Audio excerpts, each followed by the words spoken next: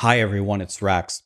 I just spent several hours watching the Path of Exile 2 update and then the follow-up Q&A for everything that's coming out on April 4th for the early access. And I have to say I have a pretty favorable opinion of everything that's coming out and the trajectory of the game. Not everybody agreed with me, but I'll go through everything that they announced, which is quite a bit here, and I'll tell you why the game's looking pretty good, and April is going to be one of the best months ever for ARPG players in general, right after we hear from this video's sponsor. Guys, this video is sponsored by Rocket Money, and my finances are something that I take very seriously, as anyone should, but that's because my mom was a very successful financial advisor our entire lives. So I downloaded Rocket Money, not quite sure what to expect. What's the very first thing I saw? It said, Ryan, do you know that there is a $180 yearly bill that you have? Do you ever use this? And I looked at it horrified and I was like, no, cancel. Rocket Money genuinely cancel it for me immediately. I was like, oh my God, I already saved $180 a year and I just started. Then I started looking through further. They have a ton of other features too, like it'll tell you your allocation, your slice of the pie on what you spend on different things. So, for example, if you would have asked me, how much do I spend on food out of all of my monthly expenses? I would have guessed maybe like, I don't know, 10, 15%. Nope, 25%. So I guess it's going to be ramen noodles for the next couple of months. There's tons of other things that they can do for you. They can lower your existing bills. They can help you set goals. They can help you manage your spending. And I found the UI to be extremely intuitive and easy to use. So I actually have the Rocket Money app on my phone, and I actually plan to continue using it. It shows me every week the new bills that are coming up. Hey, here's what you're about to pay. Are you ready for this? I'm like, ugh, that doesn't feel so good, but at least you can cancel the ones that you don't want to use. So anyway, I'm definitely a believer in Rocket Money thanks to the $180 a year. If you'd like to try it, there'll be a link down below. All right, let's just get into it, and I'll just talk through everything that they announced and my opinion on it. Let's start with some of the general changes. First of all, the patch notes are going to be next week, and they reiterated multiple times that everything that you know about the game will change. They didn't really get into too many specifics here. I think DM has an interview with them later. So when we get the patch notes and hopefully we get an interview after, we should be able to drill down and see exactly what all is changing. But essentially, they said every single skill in the game has been changed in some way. And ascendancies have even been changed, and items have been changed. They said it will seem like a giant nerf fest, but when they nerf something, they try to only nerf the broken part of something where, oh, someone figures out a combo that can do 150 million damage. Well, if they just nerf the base of all skills, that penalizes everybody, right? All the casual and average players. If you just nerf all the skills, then their experience is going to be terrible. They're just trying to nerf the interactions that make some builds scale into the stratosphere, right? So in general, nerfs never feel good. I complain about them all the time. People complain about them all the time, but I do think for the health of the game, this is going to be a good change. So let's see what the patch notes say. And even if you played a build for multiple weeks last time, it might feel completely different in the next patch for good or for worse. We'll have to see. So things that you can expect to be nerfed are Energy Shield, which almost every single build in the game that was really powerful in the end game just stacked a bunch of Energy Shield with Grim Feast. Can't be like that. Has to be more balanced. Breach, they said, spawns way too many monsters. That's too bad because Breach was by far the best endgame mechanic. The whole stat stacking with Hand of Wisdom in action, that insane teleporty build, nah. And they said something's going to happen with the Heralds, certainly. They're probably not going to trigger off of each other. Heralds just blew up the entire screen. And then, of course, the million-dollar question is armor. Armor is bad, and then they changed it, and it's still kind of bad. They said they're going to go back to the drawing board with it, excuse me, and go through and see where armor should exactly land. They said there will be 100 new support gems. That's a lot. 100 new uniques, mostly mid and late game chase items. This is personally what keeps me playing, man. If there's some, as they described it in the interview, you become a god, but then there's like a higher level god. It's kind of like Dragon Ball Z and Saiyans, there's always a new level of Super Saiyan or a new god power to chase after. The more of these steps that they add into the game, the more fun that I'm going to have, honestly. So the new league, you can go in and it will be wiped and get a fresh experience. But you do have the option to play in the old league that is not wiped that will have the changes. So what that means is if you're somebody that just doesn't have a lot of time, you don't care about the new class, and you just want to play your old character and see how it works, you can. So that's going to be good news for a lot of people.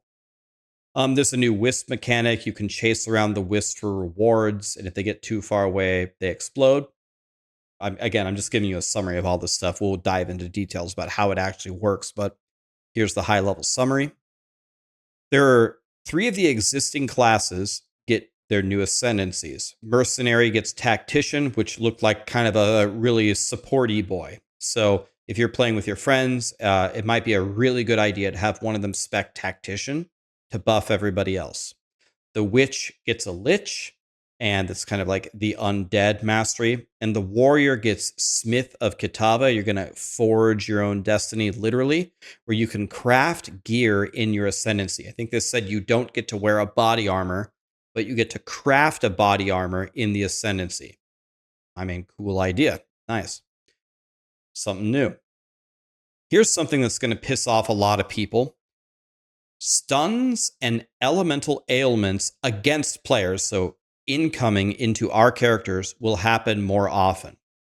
Especially if you're like blocking with a shield or parrying with the new Huntress, or you can now ride a Roa if you're on your mount. If you get knocked off, then you get like heavy stunned.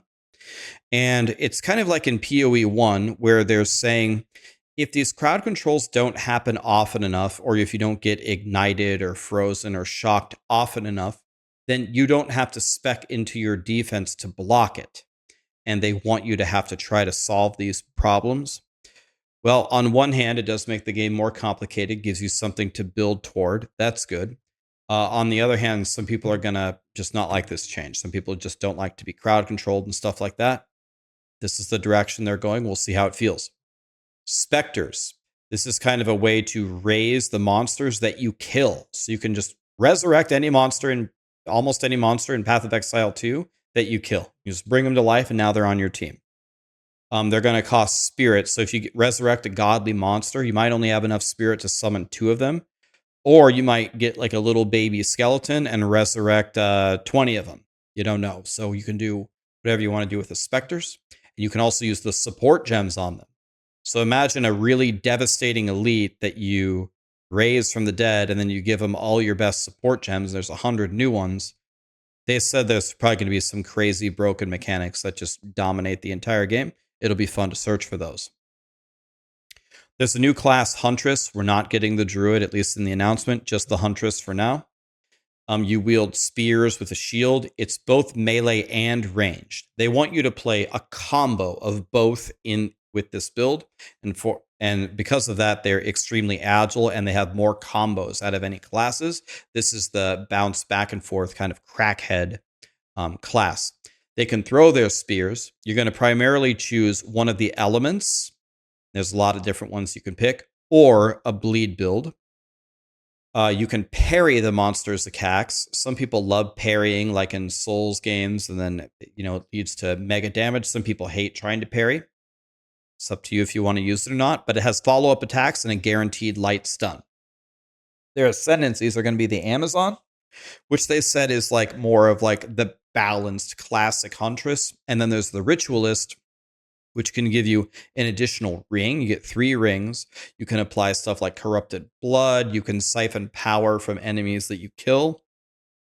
Or you can like cut yourself for increased damage. Reminds me of like the buffs you get in Elden Ring with the bleed, making yourself bleed. And you can also get the mini headhunters. You can steal some affixes from the elites, kind of like Headhunter. Crafting, the big question here. They are making some progress forward in crafting. I think they referred to it in the interview as like a huge step forward for crafting. I really don't think I'd call it that, but it at least is getting expanded. So they said one of the things about their philosophy is things that drop on the ground still need to matter. that said POE1 got away from this. I don't know. Like, I just got done playing the full POE1 League. I was smashing T17 maps, which is the highest tier, and I killed 7 of 7 Uber bosses. And almost every single one of my pieces of gear came from the ground. The only thing that didn't come from the ground was recombinating, and recombinating, I think, is either leaving POE1 next league or they're nerfing the crap out of it. So I don't think they've even ruined it in POE1, but maybe I have that wrong. Anyway, no matter what, I agree with their philosophy that grounds things do still need to matter. Omens are going to drop 2.5 times as often. Runes, there's going to be more runes. There's rune tiers. You can now get niche mods and affixes on the runes instead of just like 6 cold res. You can get like corrupted blood immunity or even rage on hit. This is important because sometimes you have to fish for rage on hit on a jewel, but the jewel sucks, and then you lost one of your best slots because jewels are really powerful. Well, now if you can pick it up on a rune, now you can get much better jewel slots. So this is actually pretty significant. You can even have higher level mods. Essences, the greater essences are more common. There's like new tiers with special affixes. Now, this is probably the main thing here for me that's really actually introducing crafting into PoE2. If you don't know what fracturing orbs are, it's where you can take an affix on an item and make it permanent on the item as you continue to craft on it with whatever you want. So, for example, if you get an amulet and you fracture on it +3 to minion skills, anything that you do to that amulet, you will never remove the +3 to minion skills. So you can mess around with it until it's really, really good. So getting a very good fractured base is going to help you. This is, for me, the path forward to actually crafting. So I can see it starting to open up. A lot of people in the chat voiced, this is nowhere near enough. They want way more crafting. Fair. I think that's a fair take, but at least we're starting to open up crafting. So it doesn't take too much to make me happy. I'm happy to see this. The fracturing an affix in PoE1 and then slamming a good essence into it to make a decent item is a godly way to start off with crafting that isn't too complicated for normal people, average player, casual people, whatever you want to call. So I think it's good. Endgame changes. They're adding 7 new maps. This will actually be pretty significant. 7 new maps in the pool will actually dilute it pretty well. There's a new mechanic with corruption versus cleansed. Now, I might not understand this perfectly. We'll understand it. I'll make a video on it later when we play it. But essentially, there's already corruption in the endgame map. Now, when you go through maps with corruption, it's going to be more obvious, and there's going to be corrupted bosses that have specific uniques. But there's also going to be a nexus in the middle. And when you clear the nexus, it's going to cleanse the maps. When the maps are cleansed, you can run them if you haven't cleared them already, is how I understand it. So you can't do it twice. You can't clear it corrupted, do the nexus, and then go back and do it cleansed. You have to choose one or the other. And when you go into cleansed maps, they're not going to drop, I think they said all items, or maybe it's just armors or something. I thought they said all items. Not going to drop. It's going to be mostly currencies. And this is how you're going to get your fracturing orbs. So now they're having you make a decision. Do you need a specific unique from a corrupted boss? If so, then you would clear all the maps with corruption and you wouldn't mess with the nexus. Or maybe you really, really need a good amulet and you want to fracture +3 minion skills on a base, but you don't have a fracturing orb. Okay, now you run straight to the nexus first, cleanse all the maps, and then run the cleansed maps to get fracturing orbs to make your fractured amulet so you can be a god. In general, this is a good thing. It's having you make a decision in the tree, having you actually interact with it rather than just mindlessly walking through it, right? That's the whole vision that they have.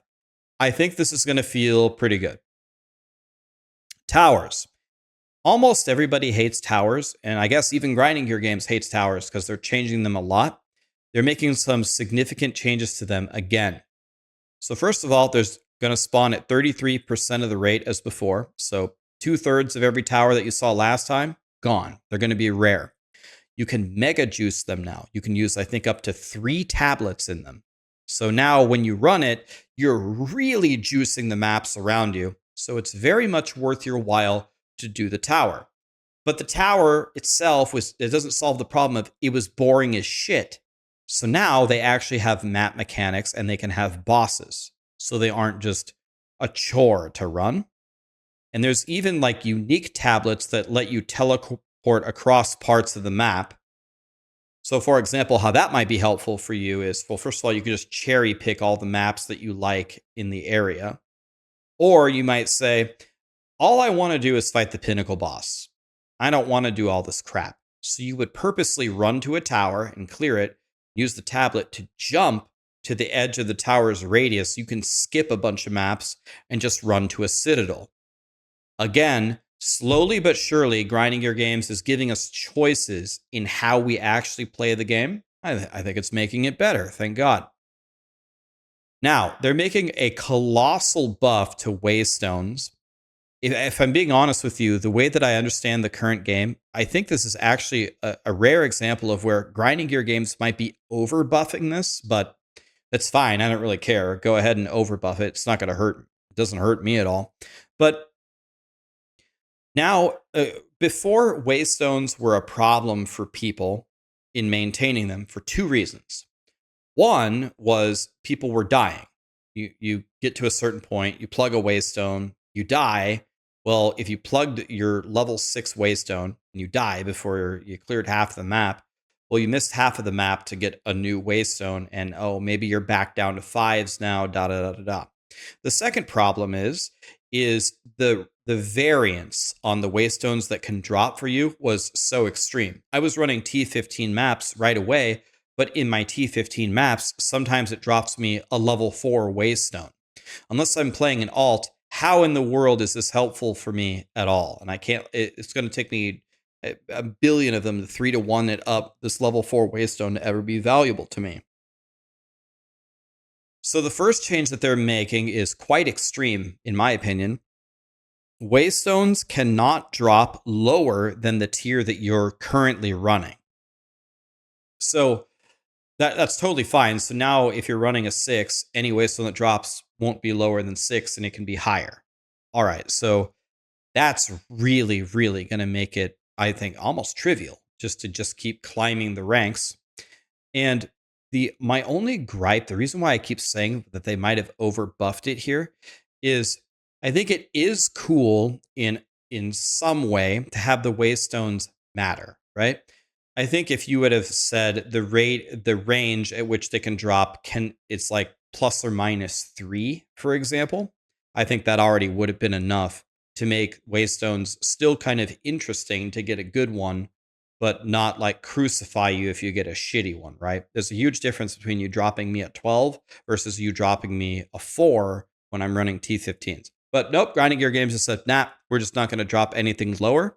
So there you go. That's going to solve it tremendously. And then here comes the second change. They originally said for everything, you're only going to have 1 portal for maps and for pinnacle bosses. Then they said you're going to get 6 portals for pinnacle bosses only. Now they're saying, because people are dying, especially early on in the mapping journey, the number of map portals will start at 6, and it'll be based on the number of affixes that you have. So you might get 6 portals if there's like no mods on your Waystone, or it might drop all the way down to 1 if you have a super juiced map with a lot of mods. So this does help the new players that are running the super easy maps, but it does penalize you whenever you are trying to run some really juiced stuff. I'll be honest with you, I'm trying to foresee the future here. I think people are going to complain about this, and people are going to ask for 6 portals no matter what. We'll see what happens. If you party up, everyone has their own number of portals. And on bosses, if the party leader dies, they can group res to try again. So in general, it's definitely a buff. You're going to by default start with 6 portals and get some portals deducted based upon how juiced the maps you are that you're juiced the maps are that you're running. Recombinating is coming into POE2 from Expedition. And they didn't get too much into the details, or maybe I just wasn't paying attention close enough. But essentially, it's not going to be exactly recombinating from PoE1 right now. PoE1 recombinating is insanely strong, right? It's just out of this world. I crafted a 5T1 Affix Claw and like a 5T1 Affix Body Armor for just a couple of divines each. That, if I'm not speaking your language, that's a godly item for very, very cheap. So recombinating is not going to be as strong as it was in PoE1. It's probably a good thing because it would have just broken the entire game. And for example, one thing that they did say is you have a chance on failing the recombinating to destroy both items. And I guess I should have started with what recombinating is you take two items and you smash them together and you try to take the best affixes from both of them and combine them together. So for example, if you're playing Ice Strike Monk and you find a staff that has godly attack speed and you find another staff that has godly crit damage multiplier or something, you might want to try to slam them together to put the attack speed and the crit multi on the same staff, is the idea. There's going to be new unique maps, and they said that they could be tied to biomes. So maybe a unique map might drop a specific unique item that you need. It's important to pay attention to what biome the unique map is in. Biome is like desert, water, or grass, da-da-da-da-da. So if the thing you really need is in water, you might look for the water biomes. That way you can find your unique. So just keep in mind that they're tied like that. Rogue Exiles are now in the game. If you don't know what those are, they're just really, really tough monsters. They try to simulate actual players. So like finding a Rogue Exile on a map is supposed to feel like a Makora, like a PvP match to the death. They will use actual skills from the characters and wear unique items actually in the game with their skills. You'll see what equipped uniques they have, and you get them if you kill them. If the Rogue Exile kills you and you go back through the portal, now that you have more portals, they will disappear. So you need to kill them on the first try. Not every Rogue Exile will be using uniques, and Rogue Exiles could technically have uniques in every slot. So that should be exciting. The Atlas tree has been expanded for some of the mechanics, and there's more points that you can earn by completing different unique maps. On the pinnacle bosses, T0 now has half of the health, and T4 is now the same difficulty. What this means is the barrier to entry for new players and casual players is softened, or it's easier for players. So you should be able to kill the T0 pinnacle boss with a halfway decent build. Pinnacle bosses no longer grant XP, but don't remove XP either. This is essentially a massive buff, right? Because pinnacle bosses are designed to be like super big challenges that you should want to go in there and try. But a lot of people don't try them because if you die 6 times, you lose 10% XP per death. You lose 60% of your level, and that's unacceptable. Well, now they don't give you any XP, but they won't take away your XP either. Again, it should be easier for people to want to try them. And now any tier can drop any of their uniques, but the chances ramp up as you go higher. So if you're, again, a more casual player and you're never going to have a god tier build and all you can do is do the T0 Arbiter, you do have a chance to get the greatest item ever that drops off Arbiter, even at the lowest tier. Finally, there was a lot of Q&A here. I summarized it to some of the very specific questions here. Can you respec ascendancies? They still haven't. They still aren't going to allow it.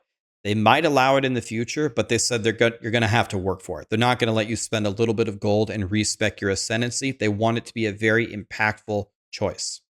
Said, are the crashes fixed? I've been crashing all the time. Said they fixed 99% of them, but a lot of them are extremely hard to fix. They're working on it.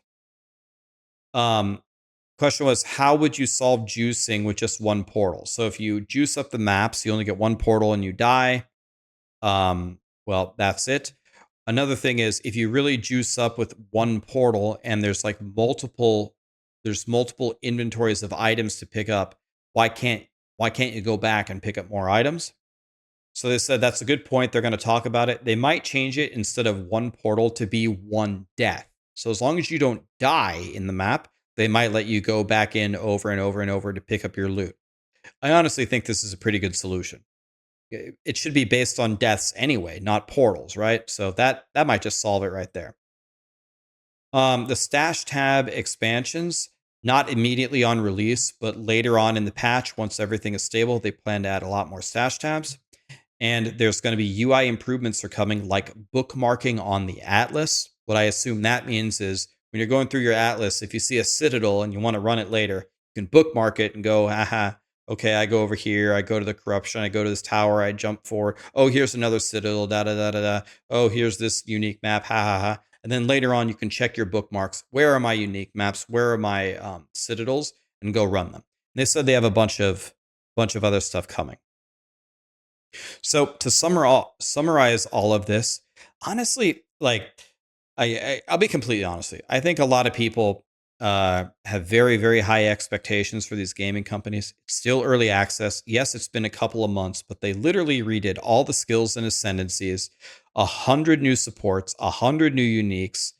They put in the wisp mechanics. They put in the rogue exiles. They put in 3 more of their ascendancies. They put in an entire new class with 2 ascendancies.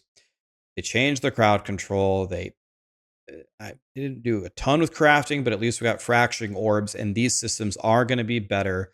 They're making a lot of changes to the endgame. Is it going to be as good as Path of Exile 1's endgame? No. Is it better? Yes. Is it going to hold your attention? Varies by the person. Some people, I think, will get a week or 2 of enjoyment out of it at least.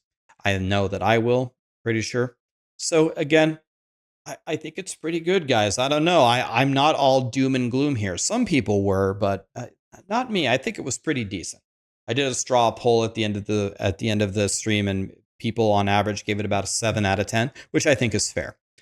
So okay, I guess the $1 million question is, what do you think? Do you think these changes are pretty good? Are you kind of on my side where this is a decent update, or do you see this and say there's no real new endgame, there's no real new crafting, this is garbage, I wanted druid, they didn't fix armor, I hate this game? Either way, I'm glad that POE2 is looking better. I'm very happy for the last Epoch update that comes out 2 weeks later. No Rest for the Wicked is getting like a double game update 2 weeks later. Diablo 4 Season 8 is there. We'll log in and try it. I don't think that's going to move the needle too much, but I don't hate Diablo. I don't hate Blizzard. We'll log in and try it. It's fine. Just waiting for something significant to happen over there. But anyway, yeah, I'm feeling pretty good, guys. I don't know. Let me know what you guys thought. I'll be making a lot of videos are coming. A lot of guides for POE2. A lot of guides for Last Epoch. If you guys care, you can let me know. I'll make guides for No Rest for the Wicked if you guys like Souls-like ARPGs. I'm really looking forward to that one too. Have a great day, guys. Thank you.